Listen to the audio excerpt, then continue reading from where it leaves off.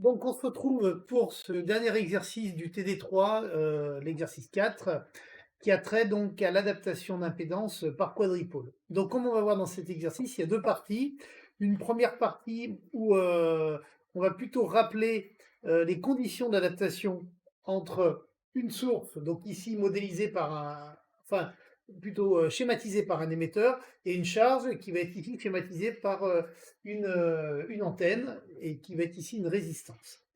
Cette première partie, donc, consiste à rappeler, comme je viens de vous le dire, les conditions d'adaptation. Puis dans une deuxième partie, eh bien, on verra, lorsque l'on est mal adapté, entre RG et R typiquement, on ne respecte pas les bonnes conditions d'adaptation, comment est-ce qu'on peut faire pour adapter un système comme ça en insérant donc entre l'émetteur et l'antenne, donc entre la source et le récepteur, un dipôle d'adaptation. Donc ce dipôle d'adaptation va être, comme vous le verrez un peu plus tard, créé par une self et une capacité.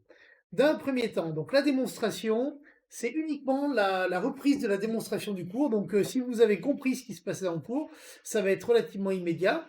Ici, c'est plus simple que dans le cours, puisqu'on a une charge qui n'est pas une charge complexe, mais qui est simplement une charge réelle, basée sur une résistance. Donc, la puissance active dissipée par la charge R, ben, c'est P égale I. On est en puissance complexe, donc on va écrire que la puissance active, c'est la partie réelle de la puissance complexe, donc U fois I conjugué. Ce qu'on peut aussi réécrire comme étant, donc c'est la ligne du dessous à ce niveau-là, P qui va être égal à la partie réelle fois la partie réelle, pardon, de R fois I conjugué.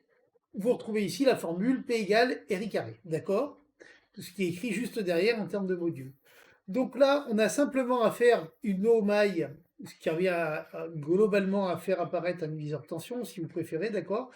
Une eau maille avec le courant qui va être le rapport de R sur RG, d'accord? Donc ça, c'est une loi maille issue tout simplement de la loi d'Ohm.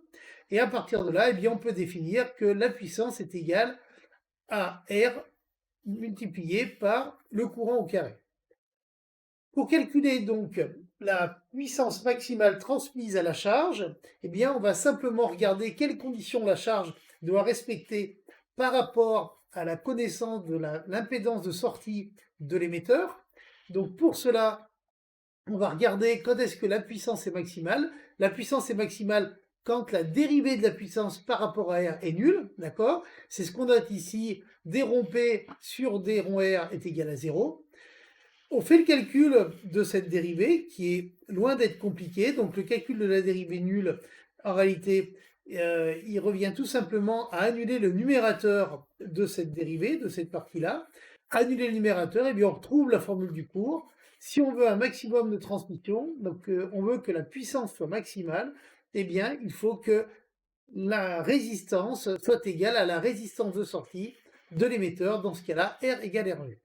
Donc maintenant, la deuxième question était de connaître, quand on respecte cette condition, quelle est la puissance qui va être dissipée dans la résistance. D'accord? Donc là, il n'y a rien de plus simple, il suffit de remplacer tout simplement R par RG. Et à ce niveau-là, eh bien, on va se rendre compte que la puissance optimale, ça va être E carré sur 4RG. Donc on peut se rendre compte d'une chose, c'est que en essayant d'arranger les choses au mieux qu'on puisse, d'accord, donc en adaptant, eh bien, on ne transmet jamais toute la puissance, mais simplement un quart de la puissance, puisqu'on a P optimal qui est égal à E carré, non pas E carré sur R, mais E carré sur 4R. Voilà. Donc ça, c'était la première partie, fastoche, puisque tout simplement, c'était ce qu'il y a décrit dans le cours. Et vous l'avez naturellement lu avec attention, vous m'avez même écouté, ce qui est un plaisir sans nom, ça aussi. On passe maintenant à la deuxième partie d'exercice, qui, elle, est un peu plus technique, et qui va vous demander donc de vous gratter un peu la tête, mais là encore, c'est tout à fait jouable. Donc là, je reprends mes feuilles. Euh, Première question, donc vous voyez, pour planter le décor, ici, on a inséré entre l'émetteur, donc la source, et le récepteur, l'antenne, un quadripôle d'adaptation, d'accord, qui est constitué donc par un circuit LC, avec la capa qui est connectée sur la branche intermédiaire, et puis la self, elle, qui est en sortie directe. Première question, donnez la matrice d'impédance du quadripôle. Donc là, voilà le quadripôle.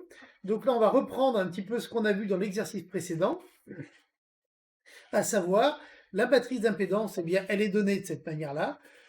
Comme d'habitude, je vous donne les deux méthodes. Donc la première méthode où on applique brutalement, si vous voulez, la formule du cours, V1 I1 avec I2 égale 0 et ainsi de suite. Et là, vous allez retrouver vos différents paramètres, d'accord? Donc là, je n'ai pas besoin de vous faire la lecture, vous êtes assez grand pour le lire tout seul. La deuxième méthode, personnellement, je préfère, mais après, bon, elle vous évite tout simplement d'apprendre par cœur les différents coefficients. Elle consiste tout simplement à venir écrire les lois mailles de V1 et de V2 en fonction de I1 et I2. Donc là, vous avez ici V1 qui va être égal à JL oméga moins I2, d'accord, plus V2. Et puis, on peut réécrire de cette manière-là V1 qui va être aussi égal à 1 sur J oméga, facteur de I1 plus I2, puisque V1, c'est aussi le potentiel de ce qui passe dans la capacité, de ce qu'on retrouve au bord de la capacité. Donc, je ne sais pas si vous avez bien compris l'idée générale, d'accord?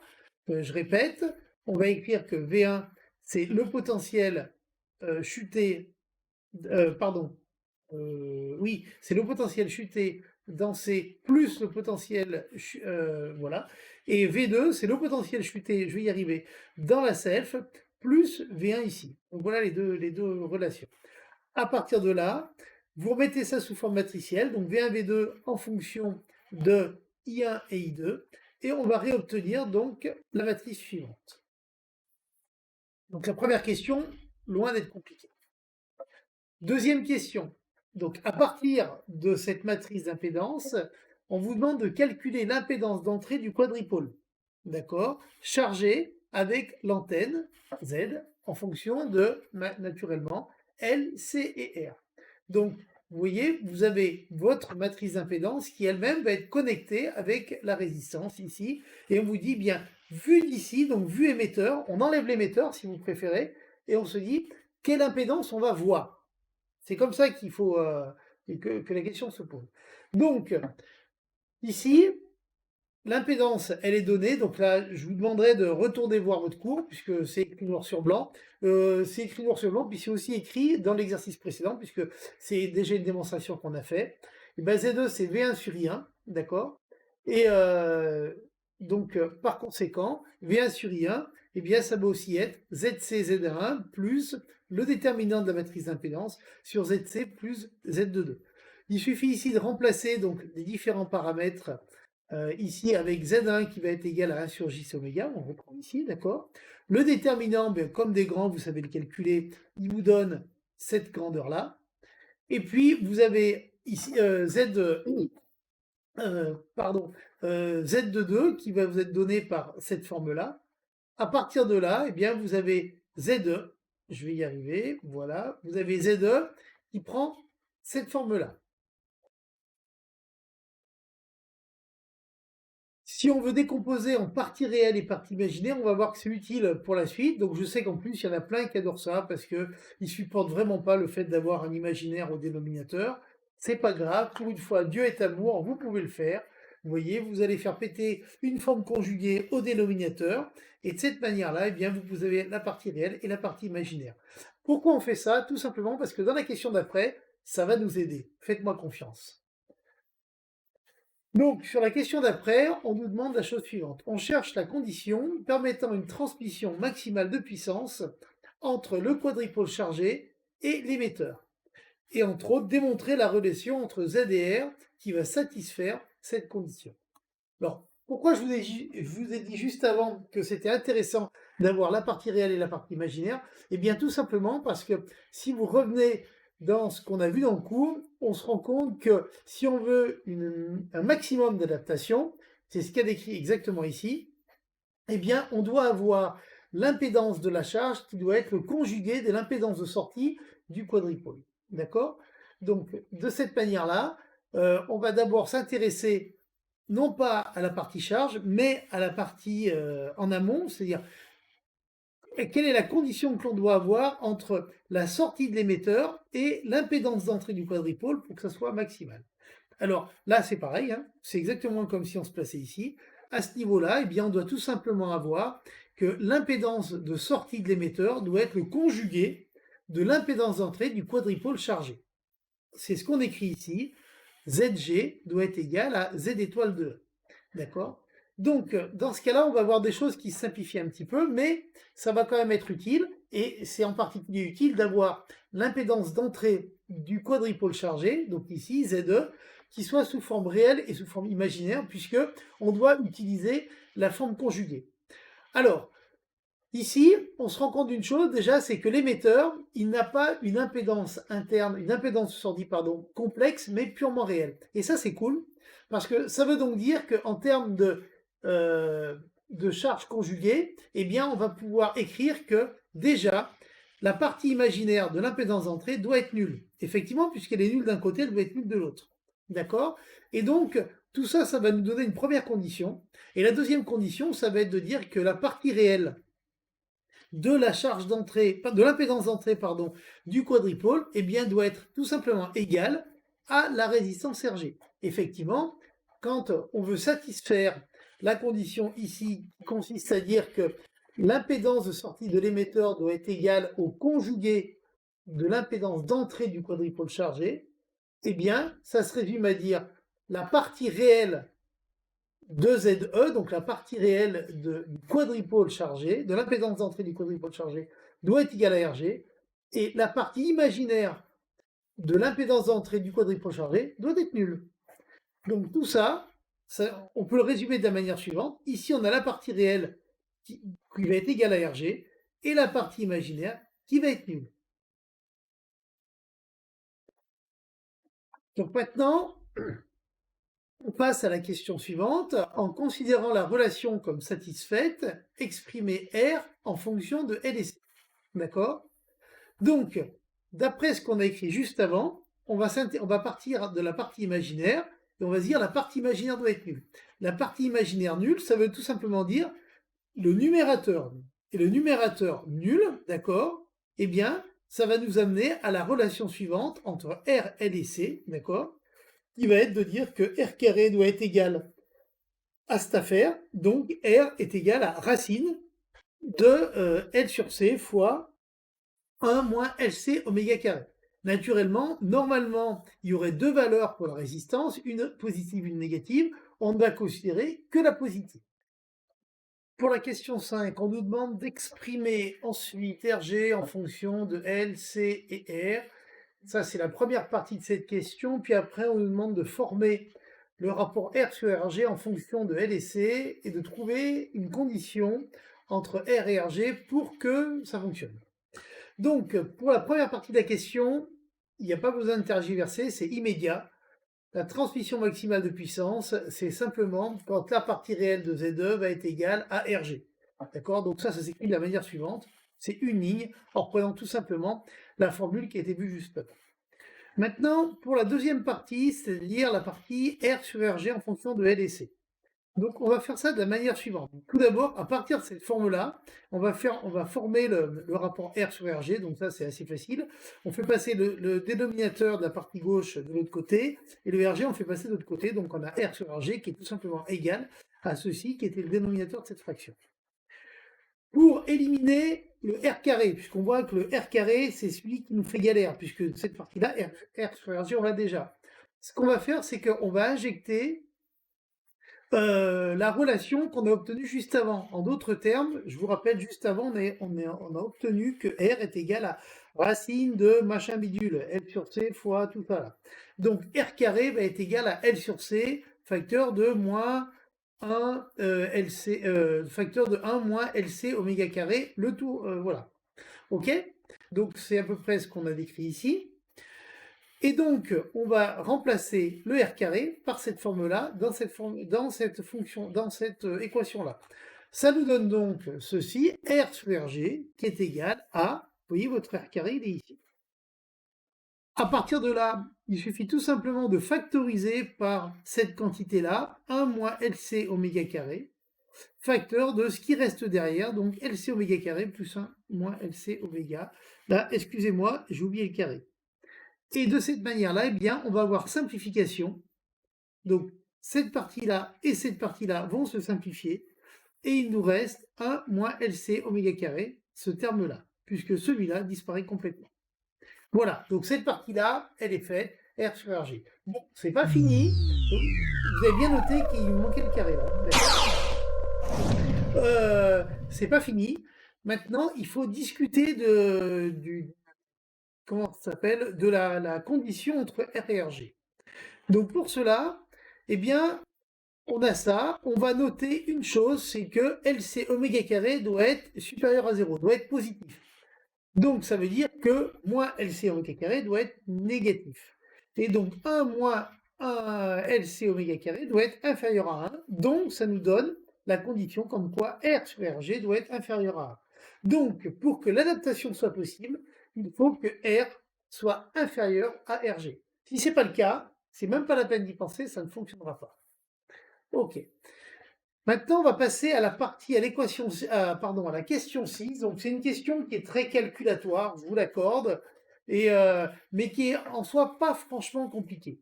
À partir de toutes les relations qu'on a vues précédemment, on nous demande maintenant d'exprimer tout simplement les valeurs de L et C, donc du quadripôle d'adaptation, en fonction de R et RG. Donc, comment ça va se passer? Eh bien, tout simplement, on va reprendre les équations qu'on a vues précédemment, donc en particulier celle-là, R carré qui est égal à LC truc muche, et la deuxième qui est le rapport R sur RG qui est égal à 1 moins LC oméga carré. Et là, on a deux équations à deux inconnus, les deux inconnus étant L et C. Donc là, je ne vous cacherai pas que c'est pas super agréable à résoudre, hein, mais ça se fait très bien quand même. D'accord? Donc, vous prenez la méthode que vous voulez. Là, je vous en propose une, mais il y en a plein d'autres possibles. On peut faire de la substitution, d'addition, bref, on pourrait même passer par les matrices, bien que là, ça soit vraiment galère. Donc, je vous propose la chose suivante, d'accord? On va réinjecter 2 dans 1, donc 2, cette relation-là, dans la première, ce qui va nous permettre d'écrire la chose suivante. R carré qui est égal à L sur C fois R sur RG. Et donc, de cette manière-là, on peut former le rapport L sur C qui est égal à R fois RG. Et en multipliant la relation 3 qu'on a trouvée ici par C oméga, CE carré, pardon, oméga carré, on obtient cette chose-là.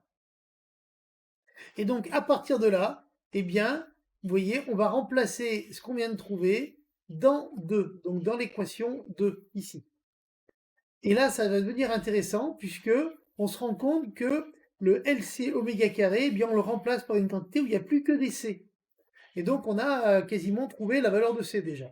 Effectivement, c'est ce qui va se passer ici. Donc après, vous bricolez votre équation de manière à faire apparaître le C carré et en passant tout de l'autre côté. Et on se retrouve à avoir C qui est égal à 1 sur RG oméga fois la racine carrée de RG sur R moins 1. Une fois que vous avez la valeur de C, c'est pas compliqué de trouver L, puisqu'il suffit tout simplement de réinjecter C dans l'équation 3, et puisqu'on a le rapport suivant, et là, on va en déduire la valeur de L. Donc, je vous répète, ok, c'est calculatoire, mais il n'y a rien de compliqué, c'est du programme de troisième, hein, donc vous devriez y arriver normalement, et on trouve les valeurs. La seule truc, faites gaffe de ne pas vous planter dans les calculs. Alors, c'est vrai que dans cet exercice, il manque un truc, c'est tout simplement de montrer que quand on utilise ce quadripôle, eh bien, on a une transmission maximale d'énergie. Donc là, c'est vrai que c'est une question qui manque, que je ferai peut-être l'année prochaine. Mais quand même, pour montrer un petit peu que ça se passe pas trop mal, ce qu'on a fait, c'est qu'on fait une application numérique avec deux résistances. Donc ici, RG égale à 150 ohms et R qui est égal à 75 ohms, avec une pulsation donc de 10 puissance 7 radians par seconde. Et on nous demande de calculer L et C. Alors, bon, naturellement, ça c'est calculatoire, donc ça ne mène pas à grande discussion. Mais ce que je veux vous dire, c'est que ce qui est intéressant, c'est qu'on constate que si on n'avait pas le quadripôle d'adaptation, eh bien on voit très bien qu'avec les deux valeurs RG et R, on serait complètement à l'ouest en termes d'adaptation. Si vous voulez, vous pouvez refaire le calcul et montrer qu'effectivement l'adaptation est bien meilleure en termes de puissance lorsque l'on utilise ce quadripôle avec ces valeurs. Donc voilà ce qu'il y avait à dire sur la première exercice. Et bien après, on va bifurquer sur un autre chapitre qui est tout aussi intéressant puisqu'on va s'intéresser entre autres à l'analyse fréquentielle des systèmes et des quadripoles.